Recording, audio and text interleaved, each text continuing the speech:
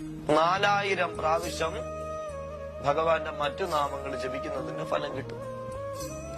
4 പ്രാവശ്യം കൃഷ്ണ എന്നുണ്ട്. 1 പ്രാവശ്യം കൃഷ്ണ എന്ന് വിളിച്ചാൽ 3 പ്രാവശ്യം രാമ എന്ന് ജപിക്കുന്നതിന്റെ ഫലം കിട്ടും. അതായത് 3000 മന്ത്രം ജപിക്കുന്നതിന്റെ ഫലം.